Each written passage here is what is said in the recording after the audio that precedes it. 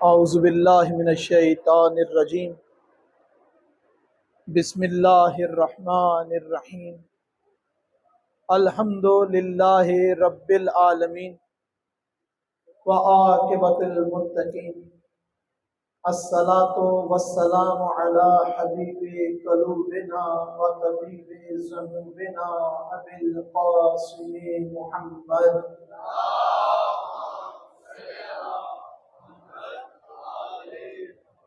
وأهل بيته الطيبين الطاهرين المعصومين ولعن الله على أعدائهم أجمعين أما بعد فقد قال سبحانه وتعالى في كتابه المجيد وفرقانه الحميد وقوله الحق بسم الله الرحمن الرحيم قل هو الله أحد اللہ الصمد لم یلد ولم یولد ولم یکن له کفوا احد صدق اللہ العلی العظیم بر محمد علیہ بیت محمد صلی اللہ علیہ وسلم۔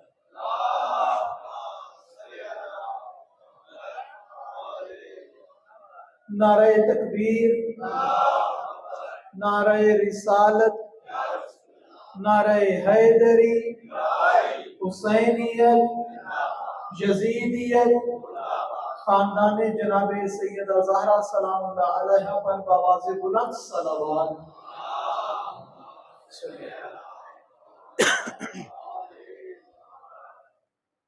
پروردگار سے دعا ہے کہ پروردگار آپ کا اس فرش عذاب پہ آنا اپنی بارگاہ میں عبادت شمار فرمائے، آپ کی اس عبادت کو اپنی بارگاہ میں پروردگار قبول و مقبول فرمائے۔ اپنے دلوں میں جو حاجات لے کر بیٹھے ہیں پروردگار آپ سب کی حاجات کو پورا فرمائے، اپنی دعاؤں کی قبولیت کے لیے، اپنے اپنے مرحومین کی بلندی درجات کے لیے اور ظہور امام زمانہ میں تاجیل کے لیے بآواز بلند صلوات۔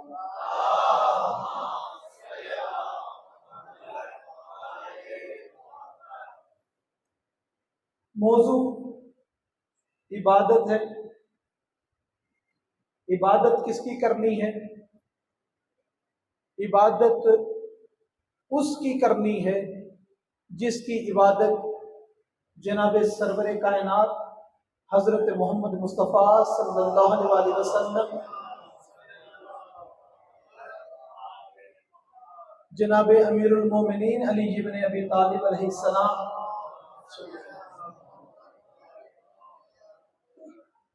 جس کی عبادت کرتے رہے اس کی عبادت کرنی ہے۔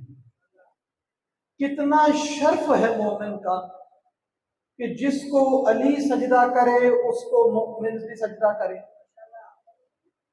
کتنا عزت والا مقام ہے مومن کا کہ جس کی علی عبادت کرنا فخر محسوس کرے، اپنے لیے باعث افتخار سمجھے، اس کی عبادت کرنا ہم پر واجب ہے۔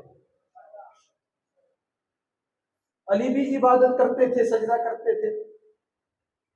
میں تو یہ کہتا ہوں ایک طالب علم ہونے کی حیثیت سے، اگر کسی کو کوئی دلیل نماز کے حوالے سے پسند نہیں آتی، اس کا دل مطمئن نہیں ہوتا، یہ تو مانتا ہے نا کہ ایک دن میں 1000 رکعت نماز پڑھتے تھے، جناب علی ہر روز 2000 سجدہ کرتے تھے۔ اور یہ شرف صرف جناب امیر علیہ السلام کا نہیں، حضرت امام حسین علیہ السلام بھی ایسے ہی کرتے، حضرت امام علی زین العابدین علیہ السلام بھی ایسا کرتے، اور جناب حضرت امام موسیٰ کاظم علیہ السلام قید خانے میں اتنی عبادت کرتے تھے کہ جب کوئی دروغہ کے پاس آیا نا کہ کسی طریقے سے سفارش کرا کہ مجھے مولا سے ملنا ہے، مجھے ملنے دو، تو وہ دروغہ قید خانے کا جو وہاں پر ڈیوٹی پر تھا، اس نے کہا مجھے سمجھ نہیں آتی کہ تیری ملاقات کس وقت کرواؤں، کیونکہ جب بھی دیکھتا ہوں موسیٰ کاظم سجدے میں ہوتے ہیں، جب بھی دیکھتا ہوں سجدے میں ہوتے ہیں۔ ماشاءاللہ آپ کا سنا ہوا واقعہ، جب امام موسیٰ کاظم علیہ السلام کے پاس اللہ صلی اللہ علیہ وسلم ایک خاتون کو بھیجا گیا کہ یہ امام کا جو عبادت کا ایک دورانیہ ہے اس کو توڑ سکے، اس کے اندر خلل ڈالے اور امام کو اپنی طرف متوجہ کر سکے۔ یہ کام وہی کرتے ہیں جو حقیقت امامت سے واقف نہیں ہوتے اور ان کو احساس ہی نہیں ہوتا کہ امام کہتے کس کو ہے۔ اگر یہ پتا چلے کہ امام کہتے کس کو ہیں تو کبھی ان سے اس قسم کے کاموں کا سوچتے نہ، کبھی یزید امام حسین سے بیعت کا مطالبہ نہ کرتا۔ اگر انہیں پتا ہو کہ امام کی عظمت کیا ہے، امام کی حقیقت کیا ہے، اور افسوس سے کہنا پڑتا ہے اس کائنات میں جتنی مخلوق ہے پروردگار کی، جتنی مخلوق ہے، فقط انسان ایسا ہے جو امامت کا انکار کرتا ہے۔ باقی چرند پرند درند شجر حجر سب وقت کے امام کی معرفت بھی رکھتے ہیں اور وقت کے امام کی اطاعت بھی کرتے ہیں۔ فقط انسان ہی ایسا سرکش ہے جو کبھی توحید کا انکار کرتا ہے، کبھی نبوت کا انکار کرتا ہے اور کبھی امامت کا انکار کرتا ہے۔ صلوات پڑھیں محمد اور آل محمد۔ وہ خاتون گئی امام موسیٰ کاظم علیہ السلام مصلی عبادت پر، یہ پاس جا کر بیٹھ گئی اور دیکھ رہی ہے کہ رکوع پہ رکوع اور سجدے پہ سجدہ، امام میری طرف متوجہ ہی نہیں ہوتے۔ جب انتظار کر کر کے تھک گئی تو امام کو بلایا، مخاطب کیا، پکار کے آواز دی کہ میں آپ سے بات کرنے کے لیے بیٹھی ہوں اور آپ کے پاس اتنا وقت نہیں کہ میرے سے ایک لمحہ گفتگو کریں، اپنی عبادت کو 2 منٹ کے لیے روک لیں۔ امام موسیٰ کاظم علیہ السلام نے اپنی 2 انگلیاں اس خاتون کی طرف کر کے کہا مجھے بتا تجھے اس میں نظر کیا آتا ہے؟ کہا کہ مجھے چند نورانی قسم کی صورتیں دکھائی دے رہی ہیں اور ان کے شکل کے تاثرات ایسے ہیں کہ لگتا ہے کہ کسی کے انتظار میں ہے۔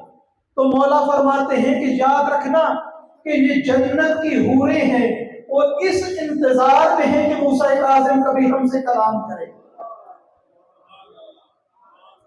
اور میرے پاس خدا کی عبادت کے علاوہ ان سے کلام کرنے کا وقت نہیں ہے۔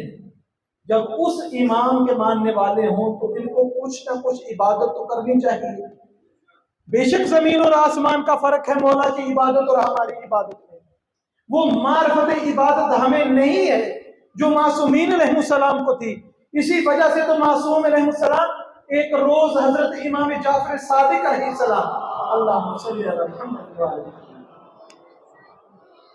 نماز پڑھ رہے تھے، بچپنا تھا، ظاہری طور پر دروازہ کھلا ہوا تھا سامنے ان کے، تو کسی نے دیکھا اور امام باقر علیہ السلام سے اللہم صلی علی محمد وعلی محمد جا کے یہ بتایا کہ ہم نے دیکھا ہے کہ آپ کے فرزند کھلے ہوئے دروازے کے سامنے نماز پڑھ رہے ہیں، جبکہ تعلیمات یہ ہیں کہ کھلے دروازے کے سامنے نماز پڑھنا مکروہات نماز میں سے ہے۔ تو وہ تو پڑھ رہے تھے، تو اس وقت مولا نے کہا کہ جائیں میرے فرزند کو بلا کے لائیں، وہی بتائے گا کہ وہ نماز کیوں کھلے دروازے کے سامنے پڑھ رہا ہے۔ جب پوچھا گیا کہ بیٹا بتائیں، یہ اعتراض کرتے ہیں کہ نماز کھلے دروازے کے سامنے پڑھنا مکروہ ہے، آپ کھلے دروازے کے سامنے پڑھ رہے ہیں۔ کہا بابا جان مکروہ اس لیے ہے کہ دروازہ کھلا ہوگا، کوئی آئے گا، کوئی جائے گا، کچھ واقعہ ہوگا، توجہ نماز سے ہٹ جائے گی، اس لیے مکروہ ہے۔ مگر میں جس خدا کی عبادت کرتا ہوں وہ اس دروازے کے مقابلے میں کئی زیادہ میرے قریب ہے۔ دروازہ بہت دور رہ جاتا ہے، میرا خدا اتنا قریب ہے۔ ہم نماز پڑھتے ہیں تو جیسا آج کل موسم ہے، ذرا سا پنکھا کم ہو جائے تو پسینہ آتا ہے، اور پھر بدن کے اوپر پسینہ جدھر جدھر جاتا ہے ہمیں احساس ہوتا ہے، رکوع میں بھی سجدے میں بھی ہم متوجہ رہتے ہیں کہ یہ پسینہ ہمارا بہہ رہا ہے۔ ہماری نماز ایسی ہے، جناب امیر کی نماز ایسی ہے کہ نماز کی حالت میں ٹانگ سے تیر نکالے تو مولا پڑھ لو۔ ویسی نماز تو ادا نہیں کر سکتے جیسے معصومین کی نماز ہے، مگر معصوم فرماتے ہیں کہ نماز پڑھو ضرور، نماز پڑھو ضرور، پڑھو گے، جو کمی ہوگی ہم شفاعت کر کے پوری کریں گے۔ کمی کو پورا کرنے کا وعدہ ہے، ایک عمل ہے ہی نہیں، یقیناً کوئی شک نہیں۔ جب بھی کوئی مومن جائے گا نا بارگاہ رب العزت میں، روزوں میں کمزوری ہوگی، مولا حسین اپنی عبادتوں میں سے حصہ دیں گے، سجدوں کی کمی ہوگی، مولا حسین علیہ السلام وہ اپنی عبادتوں میں سے اس کو حصہ دیں گے، مگر شرط یہ ہے کہ ہو تو صحیح، دامن میں ہو تو صحیح۔ اگر دامن میں نماز ہی نہ ہو تو پھر ہم اس کو پورا کروانا اور کمیوں کو پورا کرنا، صلوات پڑھے محمد اور آل محمد پر۔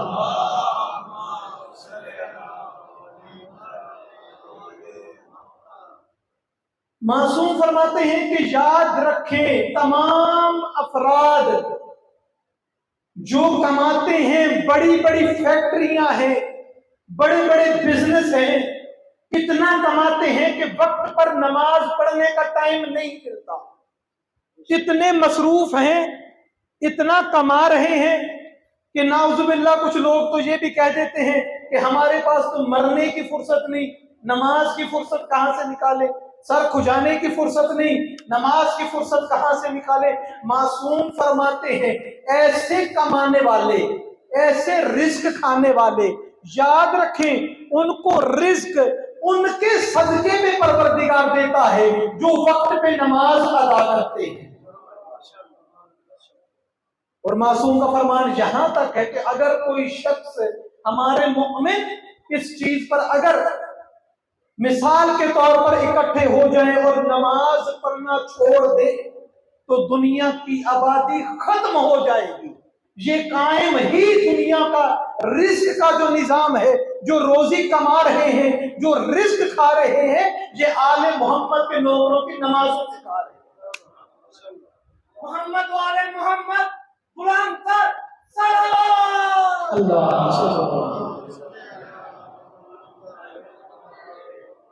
علماء نے بہت بڑی ایک تشبیہ دی ہے نماز کو کہ نماز کیا چیز ہے۔ نماز ایسے ہے کہ اگر اس کائنات میں جب ہم بیٹھے ہوئے اس دنیا میں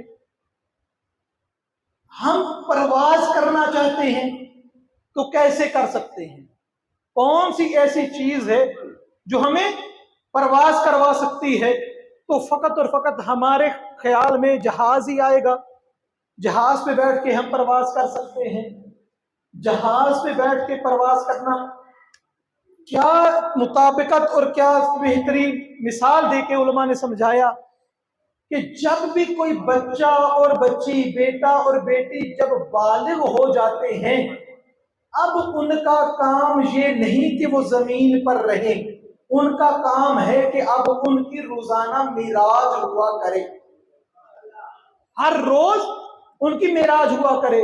پروردگار نے جناب سرور کائنات حضرت محمد مصطفیٰ صلی اللہ علیہ وسلم کو معراج عطا کی، پروردگار نے باقی انبیاء کو بھی معراج عطا کی ہے، مگر ہر ایک کی معراج کا معیار الگ ہے۔ جناب اسماعیل علیہ السلام کی معراج یہی تھی کہ ان کو ذبح کیا گیا، ان کی جگہ وہ دمبا آ گیا، یہ جناب اسماعیل کی معراج تھی۔ جناب ابراہیم کو آگ میں ڈالا گیا، وہ آگ ٹھنڈی ہو گئی، ان کے لیے امن اور سلامتی بن گئی، یہ جناب ابراہیم کی معراج تھی۔ جناب موسیٰ کوہ طور پر گئے، وہاں پر پروردگار نے ہم کلام ہوئے، یہ جناب موسیٰ کی معراج تھی۔ حضرت آدم کو جنت میں ان کی زوجہ کے ساتھ گرایا گیا، یہ حضرت آدم کی معراج تھی۔ مؤمن کی معراج یہ ہے کہ یہ مصلی عبادت پہ کھڑا ہو کر بآواز بلند کہے اللہ اکبر، یہ مومن کی معراج ہے۔ صلوات پر محمد اور آل محمد۔ آگے کی بلا بارے دیگر بآواز بلند صلوات۔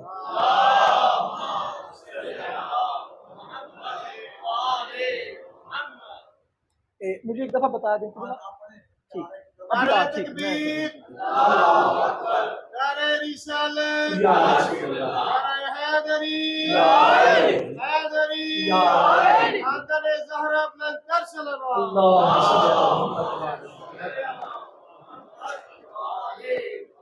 کیونکہ قبلہ آپ اکثر ماشاءاللہ اس لیے ہوتا ہے کہ بس کریں، اس لیے آپ کے ماشاءاللہ پہ مجھے شک ہو جاتا ہے۔ صلوات پڑھیں محمد اور آل محمد۔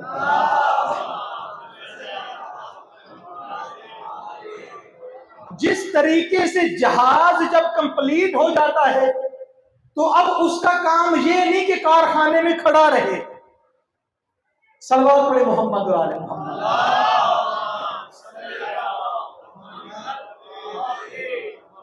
برائے صحت و سلام کی المحقہ بآواز بلند صلوات۔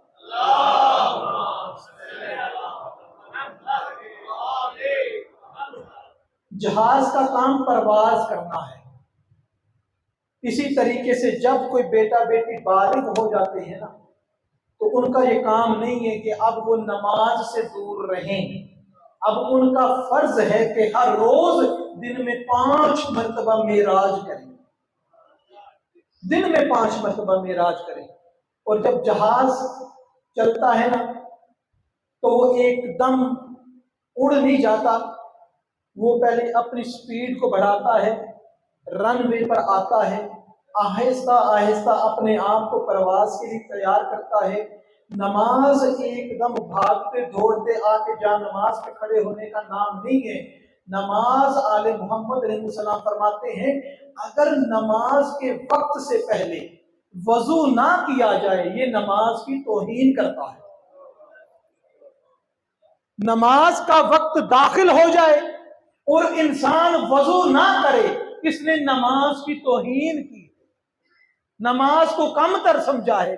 نماز کا وقت شروع ہونے سے پہلے نماز کی تیاری کی جائے، نماز کے مقدمے کو پورا کیا جائے، تمام مستحبات کو ادا کیا جائے، اور پھر جب یہ جہاز چلنا شروع کرتا ہے تو رن وے جتنا صاف ہوگا جہاز اتنا بہترین رن وے پر چلے گا، جتنی انسان کی نیت پاک اور صاف ہوگی، لباس صاف ہوگا۔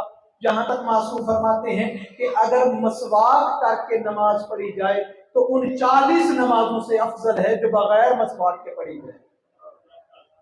خوشبو لگا کے نماز پڑھنا 70 گنا نماز کے ثواب میں اضافہ کر دیتا ہے۔ یہ تمام اہتمام کیے جائیں اور پھر وہ جہاز اڑنا شروع کر دے، اور جب اڑتا ہے تو اس کے لیے بس آخری بات کر کے بات کو ختم کرتا ہوں، جہاز کے کپتان کے لیے لازم ہے کہ وہ جہاز کے پورے سسٹم کی آگاہی رکھتا ہو، جانتا ہو کہ اگر کوئی ایمرجنسی پڑ جائے تو اس جہاز کو کنٹرول کیسے کرنا ہے، مجھے زمین پہ نہیں مارنا، اس کو کنٹرول کرنا ہے، اس کو چلاتے رکھنا ہے۔ نماز پڑھنے والے کے لیے واجب ہے کہ اس کو پتا ہو نماز میں کوئی کمی ہو گئی ہے تو کیسے پوری کرنا، فوراً نماز کو توڑ کے ختم نہیں کرنا۔ اور سب سے بڑی بات، جہاز اڑانے والے کا کنٹرول ٹاور کے ساتھ لنک ہوتا ہے، اور جب تک وہ لنک باقی رہتا ہے وہ جہاز صحیح اڑتا رہتا ہے، جب لنک چھوٹتا ہے تو انسان کو پتہ نہیں چلتا کتنی رکعت پڑی ہے کتنی نہیں پڑی، سجدے کتنے کر دیے کتنے نہیں کیے۔ اور سب سے بڑی بات کہ وہ جو کنٹرول ٹاور والا ہے نا، جو لینگویج اس کی ہے، جو زبان اس کی ہے، پائلٹ کو وہ زبان آنی چاہیے۔ اگر جہاز اڑانے والے کو وہ زبان نہیں آتی جو کنٹرول ٹاور والے کی زبان ہے، اب جس کو عربی کی شناسائی نہ ہو، الحمد پڑھنی نہ آئے، بسم اللہ ادا نہ کر سکے، اعوذ باللہ کو پڑھ نہ سکے، وہ نماز کیسے پڑھے گا؟